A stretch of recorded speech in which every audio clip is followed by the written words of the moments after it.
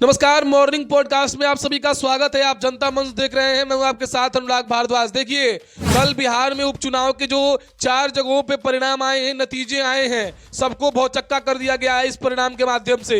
देखिए, कहीं ना कहीं से जिस तरीके से एनडीए ने परफॉर्मेंस किया है, आने वाले बिहार विधानसभा के चुनाव में सबको ये बता दिया है कि फिर से उसकी सरकार बनने जा रही है। इसमें चिराग पासवान की पार्टी, जिसमें जीतन राम मांझी की पार्टी हम और भाजपा और नीतीश कुमार की पार्टी जेडीयू मिलकर बिहार में फिर से एक बार सरकार बनाएंगे। ये सेमीफाइनल था और किस तरीके से प्रशांत किशोर की पार्टी फुस हो गई है। आरजेडी का कोई अता पता नहीं है, लेकिन तेजस्वी यादव जो जीत कर भी हारने वाले थे, अब हार कर भी जीत गए हैं। जी हाँ, तेजस्वी यादव का भी कोई अता पता नहीं है और इनके बारे में भी बातचीत करना बेहद जरूरी हो गया है। देखिए, आपको हम आंकड़ों के माध्यम से बताएंगे इस मॉर्निंग पॉडकास्ट में कि किस तरीके से बेलागंज, तरारी, रामगढ़ और इमामगंज में किस तरीके से जनसुराज पार्टी ने खेल को बदल दिया है। जनसुराज पार्टी अगर नहीं होती तो शायद आरजेडी जीत जाती। इसके बाद भी लगातार चल रही है। देखिए, तरारी विधानसभा की सबसे पहले बात करते हैं। तरारी विधानसभा में विशाल प्रशांत बीजेपी के कैंडिडेट थे और उनको 78,755 वोट मिले।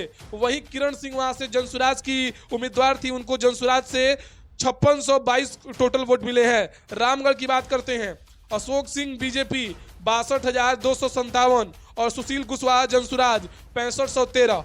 बेलागंज में मनोरमा देवी जेडीयू 73,334 वोट और मोहम्मद अमजद को जनसुराज से 17,285 वोट। इधर इमामगंज की बात किया जाए तो यहाँ पे जीतन राम मांझी की बहू जो है अपनी ही पार्टी हिंदुस्तान अवाम मोर्चा से खड़ी थी और उनको 53,435 वोट मिले टोटल। और जितेंद्र पासवान जो जनसुराज से खड़े थे, उनको 37,103 वोट मिले हैं वहाँ। यानी जो इमामगंज है, इमामगंज से दीपा मांझी फिर से जीत गई हैं और इमामगंज से दीपा मांझी का जो जीत है, इसके बाद लगातार बातें चल रही है कि वाकई जो परफॉर्मेंस एनडीए ने किया है काबिलिए तारीफ है। अब देखिए, चारों जगहों के उपचुनाव में जिस तरीके से जनसुराज को वोट मिला है, अब जो तरारी विधानसभा में मात्र 5622 वोट मिले हैं जनसुराज को। वहीं सुशील कुशवाहा जो जनसुराज से थे, रामगढ़ से, उनको 6513 वोट मिला है। लेकिन हार कर भी कहीं ना कहीं से जनसुराज जो पार्टी है वो खेल कर गई है। हार कर भी जनसुराज पार्टी खेल कर गई है। देखिए, टोटल वोट प्रतिशत के 10% लगभग वोट मिले हैं जनसुराज को। जनसुराज को टोटल वोट प्रतिशत के 10% वोट उनको जनसुराज पार्टी को मिली है। वहीं प्रशांत किशोर कह रहे हैं कि ये जो चारों जगहों पे उपचुनाव हुए हैं, ये साधारण सीट नहीं थी और ऐसे में मात्र 40 से 45 दिन की पार्टी ने जिस तरीके से परफॉर्मेंस किया है और लोग हमको ही देख रहे थे, जनसुराज को ही देख रहे थे कि आखिरकार किस तरीके से परफॉर्मेंस कर रही है। लेकिन सबको दिखाते हुए हम लोग बताए कि आने वाले विधानसभा के चुनाव में हम लोग इससे बेहतर करेंगे। इतना ही नहीं, फिर से एक बार प्रशांत किशोर ने कहा कि आने वाले बिहार विधानसभा के चुनाव में जनसुराज 243 सीटों से 243 सीटों पर ही लड़ेगी। इसमें कोई समझौता किंतु परंतु की बात नहीं है। लेकिन क्या भविष्य में आरजेडी के साथ जाएंगे प्रशांत किशोर, ये भी सवाल उठने शुरू हो गए हैं। लेकिन नहीं, ऐसे कोई कयास नहीं लग रहे हैं। और तो और प्रशांत किशोर ने कहा कि देखिए, पार्टी का अपना कोई संगठन नहीं है और आने वाले 2-3 महीनों में हम लोग पार्टी के संगठन के ऊपर भी काम करने वाले हैं। पार्टी का जो संगठन है, संगठन के ऊपर भी काम करने वाले हैं।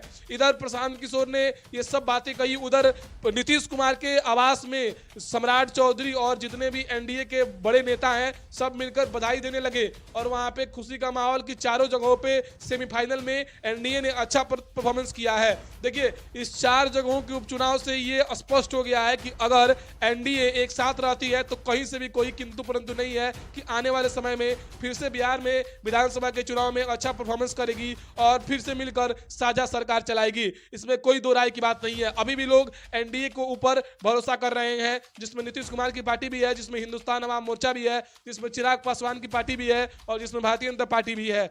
तो कहीं ना कहीं से अगर देखा जाए तो ये 4 जगहों के उपचुनाव में जिस तरीके से परफॉर्मेंस रहा है एनडीए का, वो काबिलिए तारीफ है। और इधर महाराष्ट्र में चुनाव के नतीजे आए हैं, वहां पर भी बहुमत के आंकड़े से बेहद पार जो है भारतीय जनता पार्टी, वहां पर भी जो सरकार बनाने की बात चल रही है कि आखिरकार कौन मुख्यमंत्री बनेगा, देवेंद्र फडणवीस बनेंगे या फिर जो है एकनाथ शिंदे बनेंगे। लेकिन सबसे बड़ी बात यह है कि बीजेपी बड़ी पार्टी बनकर सामने आई है, तो क्या देवेंद्र फडणवीस फिर से मुख्यमंत्री बनेंगे। लेकिन वहीं झारखंड के चुनाव में जेएमएम और कांग्रेस मिलकर फिर से सरकार बनाने जा रही है। लेकिन बिहार के हुए उपचुनाव में सबसे अच्छा परफॉर्मेंस एनडीए ने किया है और वो कहीं ना कहीं से सबसे बड़ा काबिलियत तारीफ है एनडीए का, जिसने इस तरीके से परफॉर्मेंस किया है। आरजेडी को समीक्षा बैठक भी करनी होगी आगे भविष्य को लेकर। बहुत बहुत धन्यवाद, आप जनता मंच देख रहे थे।